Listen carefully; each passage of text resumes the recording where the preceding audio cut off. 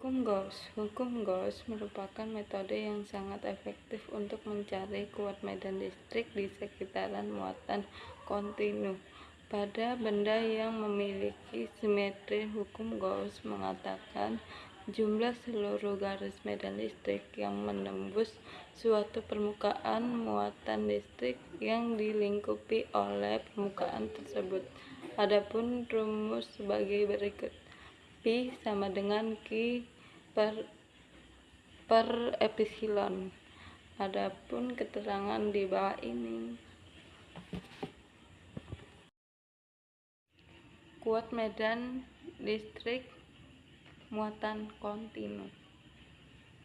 Kuat medan listrik dalam plat bermuatan. Contohnya, suatu keping sejajar memiliki luas dan masing-masing keping diberi muatan bernilai sama tetapi berlawanan jenis.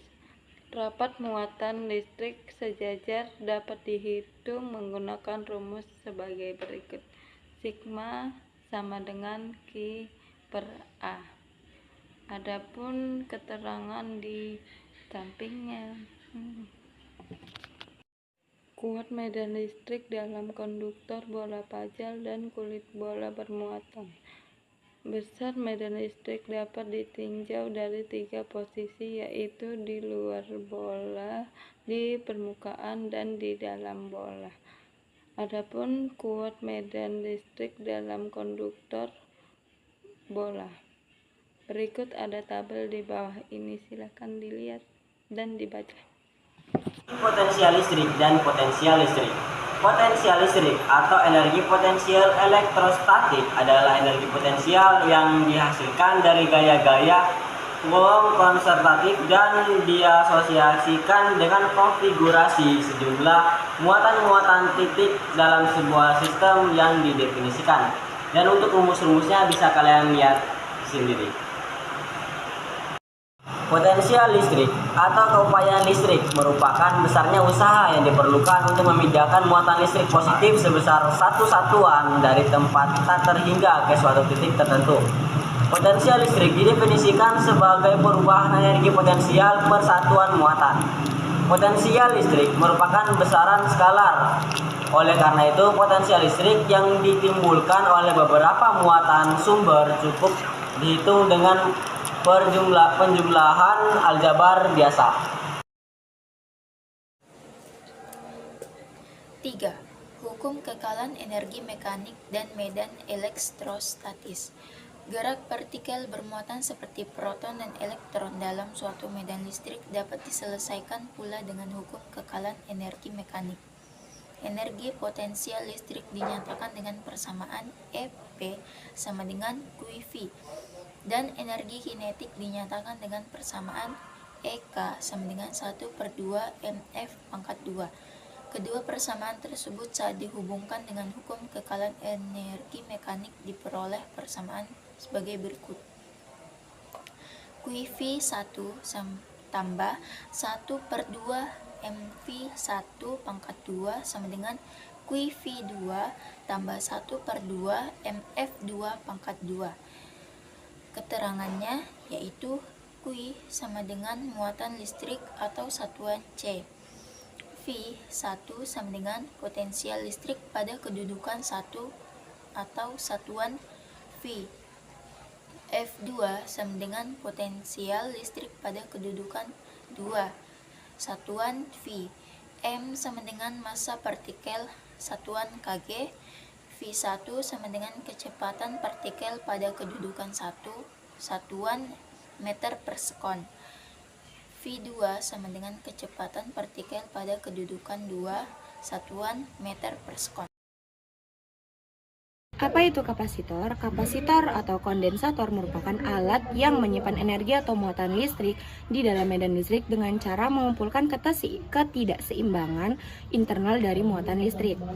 Ada beberapa manfaat kapasitor, antara lain yaitu 1. menyimpan muatan listrik. 2. Listrik pada rangkaian satu daya. 3. Memilih gelombang pemancar pada pesawat radio. Yang keempat, meniadakan bunga api listrik pada sistem pengapian kendaraan bermotor. Yang kelima, mengubah arus bolak-balik menjadi arus searah. Yang keenam, mengontrol frekuensi pada rangkaian osilator. Yang ketujuh, menghubung atau kopling. Penghubung atau kopling. Yang kedelapan, penyimpang arus. Kapasitas dan kapasitor terbagi menjadi 3 macam. Yang pertama, kapasitas dan kapasitor keping sejajar, terdiri dari 2 kepingan konduktor yang dipisahkan oleh bahan elektrik. Kedua kepingan dihubungkan dengan sebuah baterai yang akan memberikan muatan plus Q pada kepingan pertama dan min Q pada kepingan kedua apabila C sama dengan Q per V dan V sama dengan QD per ACO. Kapasitas kapasitor keping sejajar untuk elektrik, udara, dan vakum pada hitungan berdasarkan persamaan berikut. Kapasitas dan kapasitor bola terbagi menjadi 2, yaitu bola konduktor dan bola terisolasi. Kapasitas dan kapasitor bola konduktor dirumuskan melalui persamaan berikut di samping. Kapasitas dan kapasitor bola terisolasi dirumuskan melalui persamaan berikut di samping. Kapasitas dan kapasitor silinder merupakan perangkat yang menyimpan sejumlah besar arus listrik dalam area yang kecil. Adapun persamaan dapat ditentukan dengan persamaan berikut. C sama dengan 2pi elemen OL per IN RT per RD. Rangkaian kapasitor. Rangkaian kapasitor dibagi menjadi 3. Yang pertama, rangkaian seri kapasitor. Yang kedua, rangkaian paralel kapasitor. Ya, dan yang terakhir, penggabungan kapasitor. Rangkaian seri kapasitor yaitu susunan kapasitor secara seri mempunyai sifat sebagai berikut. Q sama dengan Q1 sama dengan Q2 sama dengan titik tambah dengan Qn. Yang kedua, V sama dengan V1 tambah V2 tambah titik tambah Vn. Dan yang ketiga, 1 per CS sama dengan 1 per C1 tambah 1 per C2 tambah titik tambah 1 per Cn. Rangkaian paralel kapasitor. Susunan kapasitor secara paralel mempunyai sifat sebagai berikut. Q sama dengan Q1 tambah Q pangkat 2 tambah Q pangkat N. Yang kedua, V sama dengan V1 tambah V2 tambah titik Vn. Yang ketiga, C1 tambah C2 tambah titik tambah Cn. Dan yang terakhir, penggabungan kapasitor. Menghubungkan kapasitor yang telah bermuatan listrik dengan kapasitor lain, yaitu V sama dengan Q1 tambah Q2 per C1 tambah C2. W sama dengan 1 per 2 Q pangkat 2 per C sama dengan 1 per 2 QV sama dengan 1 per 2 Q pangkat 2. Hukum biosafat. Hukum biosafat mengatakan bahwa besar induksi magnet di suatu titik dalam medan magnet A. Induksi magnet di sekitaran penghantar lurus berarus. Besar induksi magnet pada kawat lurus berarus dengan panjang tertentu dituliskan dalam persamaan berikut di bawah ini. B. Induksi magnetik di penghantar melingkar berarus. Medan magnet oleh kawat melingkar di sebuah titik yang memiliki jarak tertentu terhadap pusat lingkaran dirumuskan sebagai berikut. Nah, teman-teman bisa lihat sendiri rumus-rumusnya.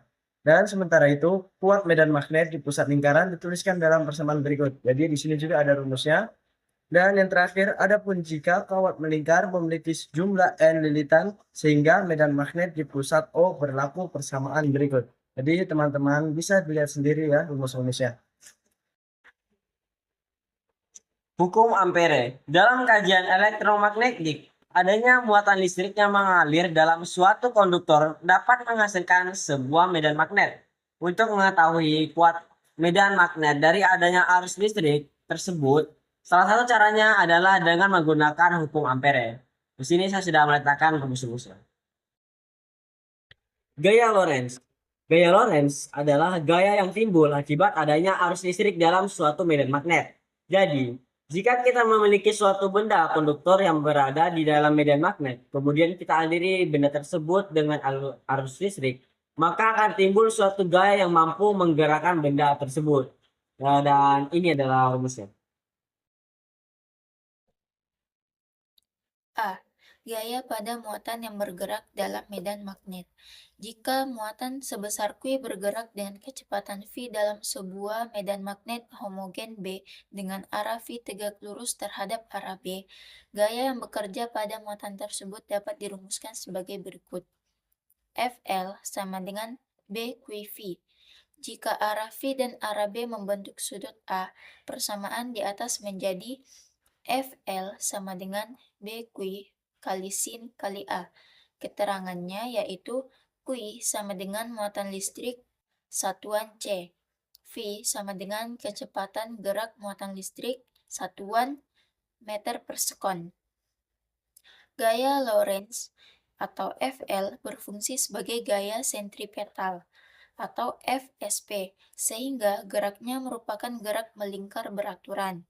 Persamaannya menjadi FSP sama dengan M F pangkat 2 per R. Dengan demikian persamaannya menjadi FL sama dengan FSP atau R sama dengan MF per WB. Keterangannya yaitu R sama dengan jari-jari lintasan satuan M. M sama dengan massa partikel satuan kg.